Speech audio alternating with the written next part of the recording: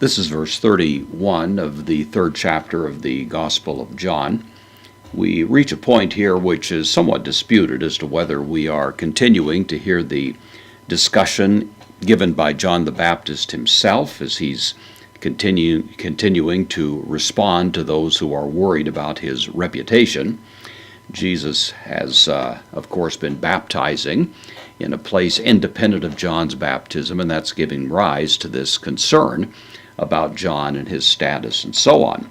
And so that has been the at least triggering conversation that leads us to verse 30.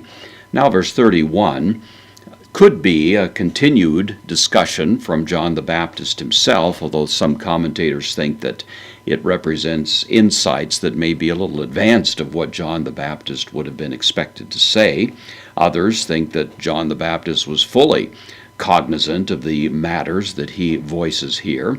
Some believe that this is John the Apostle who was simply tagging on his own commentary in addition to what John has said, making it sound as if it continues to be the discussion from John the Baptist. I'm going to leave that matter unresolved at this point. Either way, we're simply concerned with what's being stated here and whether it came from John the Baptist or from John the Apostle. At this point, we're not going to concern ourselves too much with that.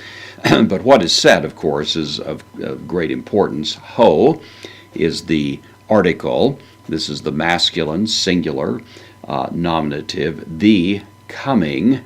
This is used with the participle now. Erkomai, I come. This is the masculine, singular, nominative participle from erkomai, erkomenos. Anothen.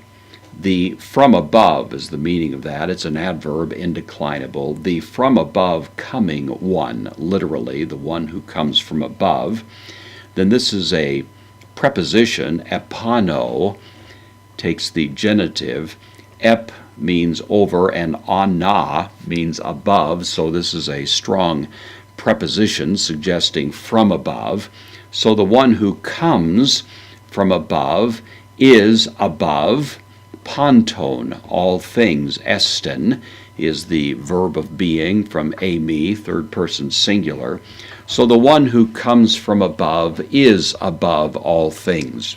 Alluding, of course, obviously to Jesus, who is the one who comes from above and is over all things. It's really a pretty striking affirmation of nothing less than deity on its face, and that may very well be what's in mind here. That's part of the reason that those who doubt that John the Baptist would have said that, doubt that he would have a clear-cut understanding that Jesus was actually deity among us, as opposed to maybe a very exalted individual, the Messiah certainly, but whether it was an affirmation of deity remains an open question.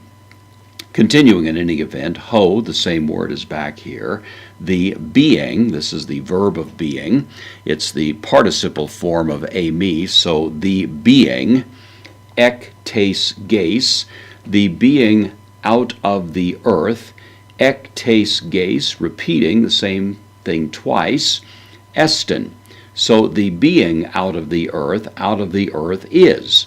Rather a repetitious idea, but certainly stating somewhat obviously that those things that come from the earth are of the earth. And of course he's distinguishing this from the one who comes from above. Continuing, kai ek tes geis lale, and speaks from the earth. Laleo is the contract verb to speak, third person singular. Present, active indicative. So the one who is of the earth is of the earth and speaks of the earth.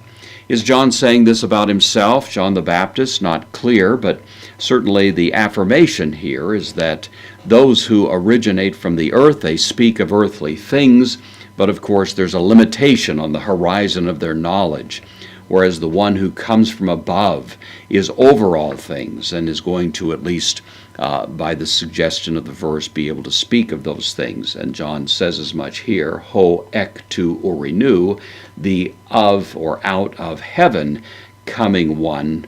And then this actually, interestingly, is not included in some manuscripts, but it certainly completes the thought in a straightforward way. The one who is of heaven coming, epano, same word that we had up here, the preposition over all things is. Not likely it was actually in the original text, but it's simply reflecting what was stated earlier. So the one who comes from above is over all things. Those who are from the earth speak with an earthly perspective, but those who are from heaven, or the one who is from heaven coming, is again over all things, impliedly is going to be able to speak with a very different perspective.